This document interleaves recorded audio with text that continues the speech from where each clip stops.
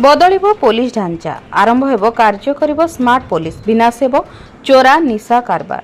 वर्तमान जगतसिंहपुर जिले में चोरा मद गंजेई और धड़ा जहरर व्यवसाय बढ़िबार लागिछि, जहाँ पाई प्रतिदिन चोरी डकायती राहाजनी बढ़ी चलछि। अन्यपटे अनेक परिवार उजुड़ी गलानी। विभिन्न स्थान में प्रतिदिन दुर्घटना रे काहार जीवन गलानी तो काहार जीवन सारा दिव्यांग जीवन काटुछंती और निशा पाई विभिन्न ग्राम रे रास्ता घाट रे हिंसा बढ़ुछि।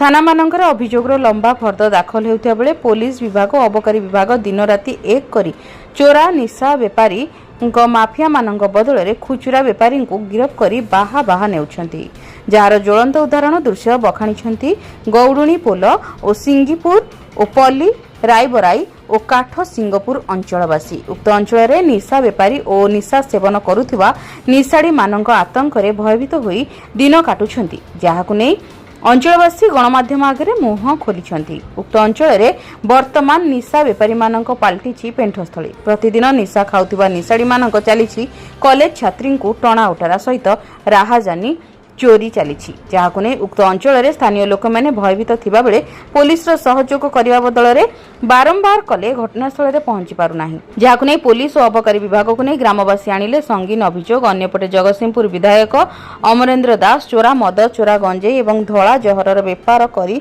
आतंक सृष्टि करुवा माफिया मानक अल्प दिन मध्य समाप्त होगाकू जाउछि। जगतसिंहपुर जिला को पर्याप्त स्मार्ट और पुलिस जोगाई देबाकू अनुरोध करने सहित पुलिस विभाग को निशा कारबार चोरी राहाजानी हिंसा घटना रे तुरंत पदक्षेप नेबाकू बाइक सहित गाड़ी जोगाई दिया जिवो। वर्तमान मध्य जोगाई दिया जायछि, हेले पर्याप्त पुलिस अभाव थिबा बेले जहार फायदा उठाई निशा व्यवसाय आतंक सृष्टि करुछंती बेपारी माने।